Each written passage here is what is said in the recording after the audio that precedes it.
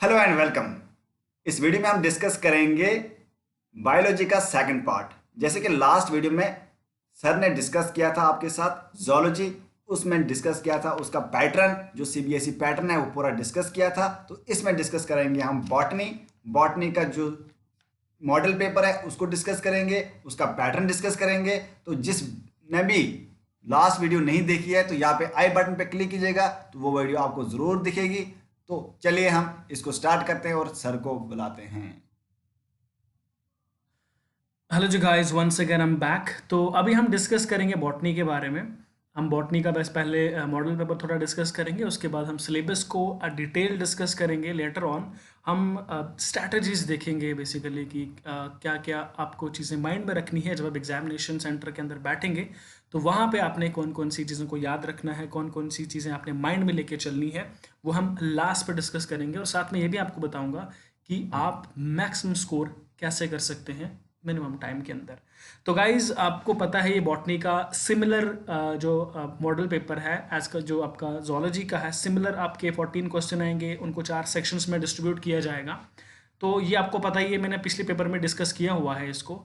अब हम इसमें सिमिलरली आपको पता है कि जो सेक्शन ए है उसमें आपको 4 क्वेश्चन आएंगे जो ऑब्जेक्टिव टाइप के क्वेश्चन होंगे, और उसमें आपको 4 के 4 करने हैं। 1 नंबर का क्वेश्चन होगा। सेक्शन बी जो आपके पास होगी 2 मार्क्स की सेक्शन में 2 मार्क्स के क्वेश्चन होंगे, इसके अंदर 3 क्वेश्चन होंगे। और सेक्शन सी के अंदर आपके पास 3 मार्क्स का क्वेश्चन होगा और ये 5 क्वेश्चन होंगे।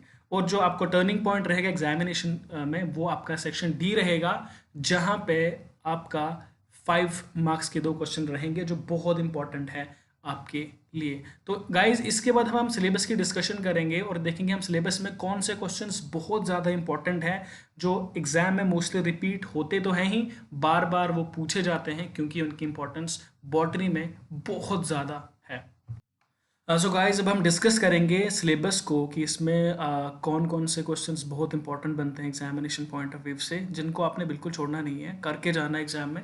और अब आपको पता है कि देखो हमारे पास यहाँ पे आपको पता है बॉटनी में 4 यूनिट हमारे पास है, that is reproduction flowering plants, genetics है, then biology and human welfare, उसके बाद इकोलॉजी एंड एनवायरनमेंट है। तो जो पहले मैं डिस्कस करेंगे हम सिर्फ की इंपॉर्टेंट क्वेश्चन कौन से, उसके बाद मैं आपको लास्ट बताऊंगा लॉन्ग आंसर में आपको कौन सा प्रिपेयर करना है और शॉर्ट के लिए कौन सा प्रिपेयर करना है। फर्स्ट यूनिट जो आपके पास है रिप्रोडक्शन फ्लावरिंग प्लांट में, आपने थोड़ा वेजिटेटिव रिप्रोडक्शन को थोड़ा सा आपने देख लेना उसको, ठीक है। उसमें आर्टिफिशियल नेचुरल दोनों आपने थोड़ा सा करके जाना। उसके बाद development of male and female gametophytes की डायग्राम अच्छे से कर लेना। आपको मैं लास्ट बताऊंगा डायग्राम की इंपॉर्टेंस कितनी होती है बायोलॉजी में। उसके बाद पॉलिनेशन में आपने टर्म्स को याद रखना है, जितनी भी टर्म्स है उनको आपने याद रखना है पॉलिनेशन में। जो टर्म्स आपकी हो गई, उसके बाद जो इसमें सबसे इंपॉर्टेंट टॉपिक्स हैं वो आपका एक है पोलन पिस्टल इंटरेक्शन, बहुत बहुत बहुत ज़्यादा इंपॉर्टेंट है। डबल फर्टिलाइजेशन जो टॉपिक है ना, एग्जामिनर का फेवरेट है, एग्जामिनर का फेवरेट टॉपिक है ये डबल फर्टिलाइजेशन। इसको आप ये गलती नहीं करना है इसको छोड़ने की, ये तो एग्जाम में डेफिनेटली आने के चांसेस हैं, ठीक है। उसके बाद हमारे पास है ये आपने करनी है एक डेवलपमेंट ऑफ एंडोस्पर्म में आपने एम्ब्रियो और सीड के बारे में पढ़ना, थोड़ा फ्रूट भी देख लेना, ज़्यादा इसके आगे ज़्यादा जाने की जरूरत नहीं है। एंडोस्पर्म कैसे बनता है, एम्ब्रियो कैसे बनता है, सीड कैसे बनता है, जब आप डबल फर्टिलाइजेशन पढ़ोगे ना, ये सारा उसकी आगे की स्टोरी है, ज़्यादा लंबा नहीं है, छोटा है, कोई बड़ी कहानी नहीं लिखनी है। उसके बाद आपने लिखनी है ये, इसकी डेफिनेशन पढ़ लेना, ओपोमिक्सिस क्या होती है और पॉली एम्ब्रियोनी क्या होती है, ये 2 टॉपिक्स की डेफिनेशन पढ़ के एग्जाम में जाना, पेपर में आता है। उसके बाद हमारे पास नेक्स्ट जो टॉपिक है दैट इज जेनेटिक्स। जेनेटिक्स में जो इंपॉर्टेंट चीज़ आपको पढ़नी है वो आपको मोनोहाइब्रिड क्रॉस, जो मेंडल के लॉ हैं उसमें आपको करना है मोनोहाइब्रिड क्रॉस और डाईहाइब्रिड क्रॉस। वो बिल्कुल ईजी है, अगर आपको क्रॉस समझ आ गया आप स्टोरी खुद बनाओगे उसकी, ठीक है। जो आपका मोनोहाइब्रिड डाईहाइब्रिड क्रॉस, ये आपने 2 करने हैं। उसके बाद आपने प्लियोट्रॉपी, इसकी डेफिनेशन याद से पढ़नी, ये भूलना नहीं आपको, ठीक है। इसमें इतना इंपॉर्टेंट, ज़्यादा इंपॉर्टेंट नहीं है, मेंडल के लॉ पढ़ने आपने, ठीक है। उसके बाद प्लियोट्रॉपी की डेफिनेशन पढ़नी है आपने। उसके बाद आपका जो सबसे इंपॉर्टेंट इस यूनिट में जो कोई टॉपिक है ना, वो ये पूरी लाइन है। आपने अब याद रखो आपने इसमें क्या क्या करना है, आपने डीएनए का स्ट्रक्चर देखना है पहला, उसकी रेप्लिकेशन ऑफ डीएनए, डीएनए की रेप्लिकेशन, डीएनए का स्ट्रक्चर 2। उसके बाद आपने पढ़ना है ट्रांसक्रिप्शन और ट्रांसलेशन और लैकोप्रॉन मॉडल, ये लॉन्ग आंसर क्वेश्चन में बहुत ज़्यादा इंपॉर्टेंट है।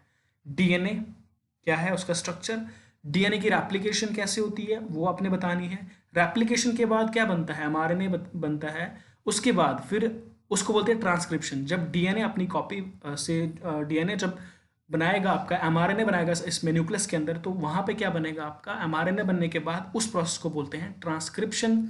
और एमआरएनए न्यूक्लियस से बाहर आके साइटोप्लाज्म में प्रोटीन बनाएगा, that process called as translation. और ये लैकोप्रोन मॉडल, ये बहुत इंपॉर्टेंट है, लैकोप्रोन बहुत ज़्यादा इंपॉर्टेंट है, इसको नहीं छोड़ना आप, इसको भी करके जाना। उसके बाद हम आगे देखेंगे, हमारे पास है biology and human welfare. So guys अब जो हमारे पास थर्ड यूनिट है, इसमें आपने क्या करना है, जो मैं बोलूँगा उसके ज़्यादा नहीं करना, आप सिर्फ वो चीज़ें करना है। सबसे पहले आपने क्या पढ़ना है, सेलुलर टोटोपोटेंसी। इसके बाद थोड़ा सा कॉन्सेप्ट देता हूँ, सेलुलर टोटोपोटेंसी होती क्या, बेसिकली एक एबिलिटी होती एक सेल की, एक सेल से हम पूरा नया प्लांट बना सकते हैं, एक सेल से, कैन यू इमेजिन दिस, एक सेल से पूरा नया प्लांट बनाते हैं हम लोग, उस प्रोसेस को सेलुलर टोटोपोटेंसी कहते हैं।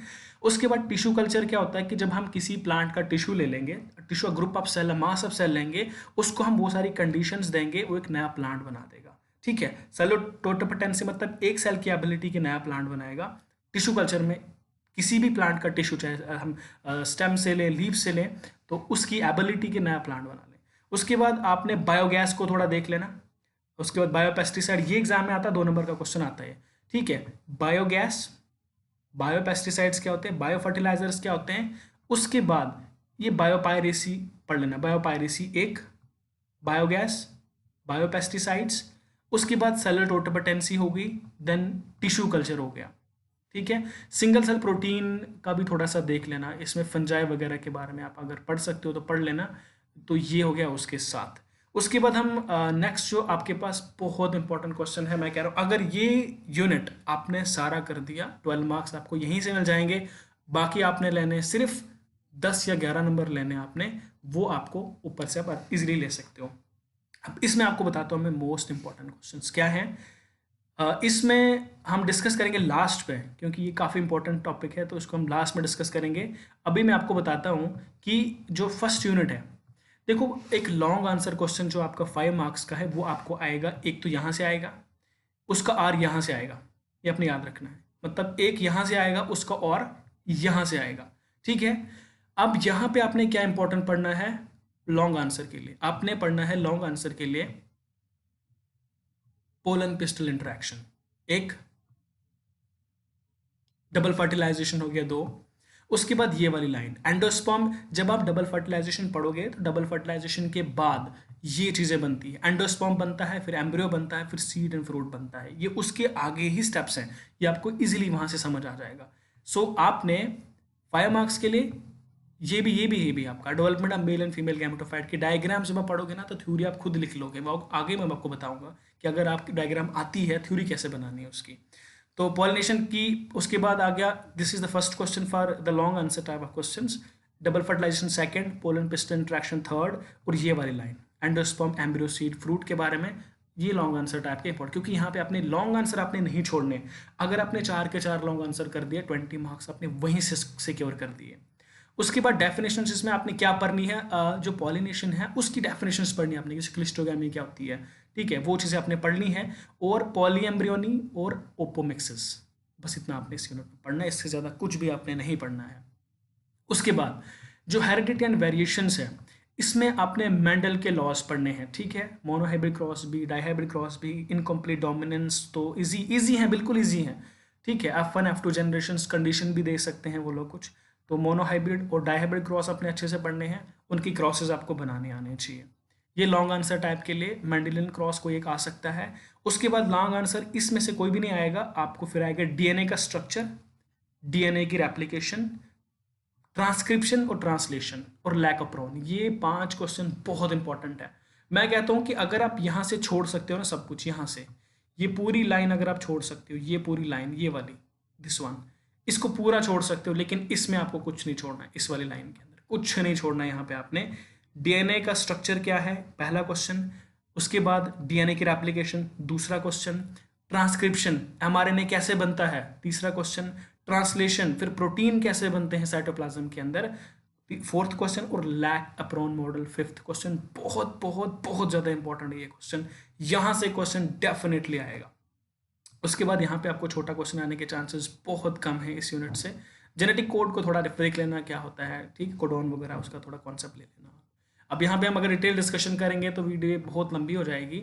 तो अभी आपने, मुझे पता है सब लोगों ने पढ़ लिया हुआ है, बस आपको अब सिर्फ एक रफ आइडिया चाहिए कि क्या क्या इंपॉर्टेंट है और क्या क्या करना है आपको। अब जो बायोलॉजी एंड ह्यूमन वेलफेयर है, यहाँ पे आपको करना क्या है बेसिकली बायोलॉजी ह्यूमन वेलफेयर में, इसमें आपको जो इंपॉर्टेंट, इसमें सिर्फ आपको डेफिनेशंस पढ़नी है, ज़्यादा डीप नहीं जाना, मतलब 4-5 लाइनों की डेफिनेशंस पढ़ के जाना, इजीली 2-3 नंबर का क्वेश्चन आता है यहाँ से, और उसमें भी वैसे आपको उतनी लेंथ नहीं चाहिए। सेलुलर टोटोपोटेंसी मैंने आपको बताया, एक सेल की एबिलिटी की पूरा नया प्लांट बनाएगा। Techniques and applications of tissue culture क्या होता है, टिश्यू, हम किसी प्लांट का टिश्यू ले लेंगे, चाहे स्टेम से ले लें, लीव से ले लें, उससे एक नया प्लांट बनाएंगे, दैट इज टिश्यू कल्चर। ठीक है जी, ये इसके साथ हो गया। उसके बाद आपने सिर्फ इनकी डेफिनेशंस वगैरह पढ़नी है, इसकी डायग्राम भी है आपकी टिश्यू कल्चर की, देख लेना, आपको मिल जाएगी। तो अगर मैं इसको डिस्कस करना चाहूँ तो बहुत बहुत लंबी वीडियो हो जाएगी है। देन आपके पास बायोगैस के बारे में थोड़ा पढ़ लेना, बायोपेस्टिसाइड ये डेफिनेशन में आ सकता है, बायो फर्टिलाइजर लास्ट टाइम आए हुए हैं बड़े बायो फर्टिलाइजर, और ये बायोपायरेसी, ये इंपॉर्टेंट है, ये आपने डेफिनेशंस पढ़ लेनी अच्छे से, 3 से 4 लाइनों का आंसर इनमें हो जाएगा। इकोलॉजी एंड एनवायरनमेंट, ये सबसे ज़्यादा स्कोरिंग यूनिट है, बहुत इजी यूनिट है, बहुत ज़्यादा इजी है। इसमें मैं आपको बताता हूँ, इसमें क्वेश्चंस तो बहुत ज़्यादा बनते हैं, बट आपको क्या करना है, मैं आपको जो क्वेश्चन बोलता हूँ आपने वही करने हैं। इसमें लॉन्ग आंसर टाइप क्वेश्चन में आपको सबसे पहले करने हैं, सबसे पहले आपने इसमें क्या चीज़ करनी है, इकोलॉजिकल पायरामिड्स, ये है ना, pyramid of number, biomass and energy, ये लॉन्ग क्वेश्चन में आता है। कभी कभी क्वेश्चन में आता है कि briefly discuss the Eltonian's pyramid, Eltonian's pyramid इस तरह का क्वेश्चन पेपर में आता है, तो आपने कंफ्यूज नहीं होना। पिरामिड्स का जो डेफिनेशन थी, जो टर्म थी, वो किसने दी थी, उसका नाम था चार्ल्स एल्टन, इसलिए इनको एल्टोनियन पिरामिड्स भी बोलते हैं, ये बहुत इंपॉर्टेंट है। उसके बाद आपका इकोलॉजिकल सक्सेशन, यहाँ पे आपको मैं 2 चीज़ें बताऊंगा, याद रखना 2 चीज़ें, बहुत इंपॉर्टेंट टॉपिक है, बहुत बहुत बहुत ज़्यादा इंपॉर्टेंट है। पिरामिड ऑफ नंबर और इकोलॉजिकल सक्सेशन बहुत ज़्यादा इंपॉर्टेंट, हद से भी ज़्यादा। इकोलॉजिकल सक्सेशन में आपने 2 पढ़नी है, हाइड्रोसीरी और लिथोसीरी। हाइड्रोसीरी में क्या होता है कि कोई एरिया है जहाँ पे कोई वेजिटेशन नहीं है, कुछ भी नहीं है, सॉइल भी नहीं है, किसी पानी के अंदर वाटर बॉडी है, उसके अंदर कोई वेजिटेशन नहीं, कोई मिट्टी भी नहीं है, वहाँ कैसे प्लांट बनेंगे, दैट इज कॉल्ड एज हाइड्रोसीरी। लिथोसीरी मतलब रॉक्स पे, जिन रॉक्स पे कुछ भी नहीं है, सिर्फ पत्थर हैं, कोई मिट्टी नहीं है, वहाँ पे मिट्टी कैसे बनती है और वहाँ नया प्लांट कैसे बनता है, बहुत लॉन्ग प्रोसेस होता है, इसको हज़ारों साल लगते हैं। हाइड्रोसीरी लिथोसीरी की अपने स्टेजेस पढ़नी है और डायग्राम्स भी दे देना, आगे मैं आपको डायग्राम की इंपॉर्टेंस बताऊंगा। इतना हो गया लॉन्ग आंसर टाइप क्वेश्चन में, यहाँ पे इकोलॉजिकल पैरामिड्स बनते हैं, उसके बाद इकोलॉजिकल सक्सेशन बनती है 2, उसके बाद ये जो टॉपिक है ना, ये वाला, this threats and need, biodiversity and it's conservation, बहुत ज़्यादा इंपॉर्टेंट है ये पूरी लाइन आपने नहीं छोड़नी है, it's a humble request to everyone, इस टॉपिक को बिल्कुल भी नहीं छोड़ना आपने। ठीक है जी। इंडेंजर्ड स्पीशीज कौन सी है, आप आरडीबी हम बनाते हैं, क्यों, उसमें हम पर ईयर लिस्ट निकालते हैं कि कौन सी स्पीशीज दुनिया से एक्सटिंक्ट हो गई है, कौन सी एक्सटिंक्ट होने वाली है, कौन सी क्रिटिकली इंजर्ड है, ठीक है, तो वो चीज़ें हम आप एक बार पढ़ के जाना। बायोडाइवर्सिटी कंजर्वेशंस, बायोडाइवर्सिटी मतलब होता है जो आपके पास लिविंग, चाहे प्लांट्स एनिमल्स दोनों मिला के बायोडाइवर्सिटी कहते हैं। कंजर्वेशन अब होता है, एक होता है बायोस्फीयर रिजर्व्स, एक होता है नेशनल पार्क्स, एक होता है सेंचुरीज। बायोस्फीयर रिजर्व्स बहुत बड़े एरियाज होते हैं, बहुत ज़्यादा बड़े एरियाज होते हैं। नेशनल पार्क्स जहाँ पे हम एनिमल्स और प्लांट्स को जो है वो प्रोटेक्ट करते हैं, इनमें जोन्स बनाए जाते हैं, उन जोन्स में उनको प्रोटेक्ट किया जाता है, ठीक है। इसमें ह्यूमन एक्टिविटी अलाउड होती है, लास्ट जोन जो कोर जोन होता है उसमें ह्यूमन एक्टिविटी अलाउड नहीं होती, आपको पता होगा। नेशनल पार्क्स, ये इंपॉर्टेंट है, नेशनल पार्क्स पूछ लेते हैं कि नेशनल पार्क्स क्या होता है। नेशनल पार्क्स वो गवर्नमेंट प्रोटेक्टेड एरियाज है जहाँ पे सिर्फ एनिमल्स की प्रोटेक्शन होती है, सॉरी एनिमल्स की भी होती है, प्लांट्स की भी होती है। सेंचुरीज में जो है खाली एनिमल्स की प्रोटेक्शन होती है, प्लांट्स को आप कर सकते हैं, उनको काट सकते हैं आप, मतलब लिटिल, ताकि वो ज़्यादा इन्वायरमेंट का हार्म ना करें, तो उस टाइम वहाँ पे प्रॉब्लम हो सकती है, ठीक है। नेशनल पार्क में बहुत एनिमल एंड प्लांट को प्रोटेक्ट किया जाता है गवर्नमेंट की तरफ से, सेंचुरीज में सिर्फ एनिमल्स को, बायोस्फीयर में दोनों को भी किया जाता है, लेकिन ये बड़े लंबे एरियाज होते हैं तो जिनमें जोन्स बना के उनको प्रोटेक्ट किया जाता है, ठीक है जी। और इसमें आपको यहाँ से बड़ा क्वेश्चन आने के चांसेस बड़े ज़्यादा बनते हैं, यहाँ से पूरी लाइन से अच्छे से पढ़ना। हॉटस्पॉट होता है रिचनेस ऑफ स्पीशीज, मतलब किसी जगह पे कितनी ज़्यादा स्पीशीज है, ठीक है ना, रिचनेस ऑफ स्पीशीज, जैसे कोई एरिया, पर्टिकुलर एरिया, वहाँ पे बहुत ज़्यादा प्लांट और एनिमल्स हैं, that is called as hotspots. तो इंडिया में 4 हॉटस्पॉट्स है, वो आप देख लेना कौन कौन से हैं, उनको हम डिस्कस करें। उसके बाद आपने यहाँ पे जो इंपॉर्टेंट, आप एक काम करना, एयर पोल्यूशन को थोड़ा आप बचपन से पढ़ते आए हो, air pollution, water pollution, fifth से ही पढ़ते आए हो, अभी आपके लिए इतना मुश्किल नहीं है, इसको पढ़ लेना, air pollution, water pollution.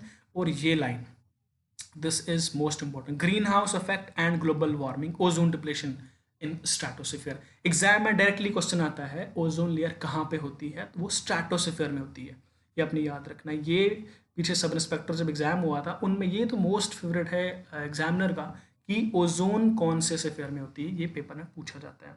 Green house gases कौन कौन सी होती हैं, ठीक है। ग्लोबल वार्मिंग क्या होता है, ग्लोबल वार्मिंग के कॉन्सिक्वेंसेस क्या है। देखो जब ग्लोबल वार्मिंग होगी, ग्रीन हाउस गैसेज जब एटमॉस्फेयर में एक्यूमुलेट हो जाएंगी, ठीक है, तो वो क्या करेंगी, हीट को एब्जॉर्ब करेंगी, ट्रैप करेंगी, जिससे अर्थ का टेम्परेचर बढ़ेगा, ठीक है। अर्थ का टेम्परेचर बढ़ने के बाद क्या होगा, जब अर्थ हीटअप हो जाएगी तो जो भी ग्लेशियर्स है वो पिघलना स्टार्ट हो जाएंगे, पिघलना स्टार्ट हो जाएंगे, ओशन का लेवल बढ़ेगा, जो भी कॉन्टिनेंट ओशन के पास रहते हैं वहाँ फ्लड आने के चांसेस बहुत ज़्यादा रहते हैं, ठीक है। इस चीज़ को आपने देखना है। डिफॉरेस्टेशन तो आपको पता ही है, ये बचपन से पढ़ते हैं आप, डिफॉरेस्टेशन, कटिंग ऑफ ट्रीज, ठीक है। तो यहाँ से जो आपका ये वाला यूनिट है, यहाँ से आपने उसके बाद ये आपने मैंने आपको बोला कि इकोलॉजी एंड एनवायरनमेंट में आपने लॉन्ग आंसर टाइप क्वेश्चन कहाँ कहाँ से पढ़ने हैं, ठीक है। एक तो एल्टोनियन पिरामिड्स बोले, और कंपोनेंट ऑफ इकोसिस्टम, ये इकोसिस्टम के कंपोनेंट कौन कौन से होते हैं, एबायोटिक एंड बायोटिक कंपोनेंट, ये इंपॉर्टेंट है लॉन्ग आंसर में। बायोटिक कंपोनेंट, एबायोटिक कंपोनेंट में, बायोटिक कंपोनेंट में क्या होते हैं, कंज्यूमर्स होते हैं, ठीक है, उसके बाद प्रोड्यूसर्स होते हैं, तो ये सब चीज़ें आपने उनके अंदर करनी है। उसके बाद हमारे पास होता है एबायोटिक में, आपके पास सॉयल एयर वाटर वगैरह हो गए, ये बायोटिक में आते हैं, इनको थोड़ा पढ़ लेना आप। उसके बाद इकोसिस्टम में बड़ा क्वेश्चन आ सकता है, abiotic biotic component, pyramid of number, biomass energy, ये बड़ा क्वेश्चन आ सकता है, इकोलॉजिकल सक्सेशन बड़ा क्वेश्चन आ सकता है। और यहाँ से जो टॉपिक्स मैं आपको बोल रहा हूँ ना, अगर ये आप सारे टॉपिक्स अच्छे से करोगे, यहाँ से आपके बड़े छोटे सारे निकल जाएंगे, सारे छोटे भी निकल जाएंगे और बड़ा भी निकल जाएगा, जो टॉपिक्स मैंने आपको डिस्कस करके बताया अभी। तो इनको अपने अच्छे से कवर करना है, आई होप कि आप ये कर लोगे।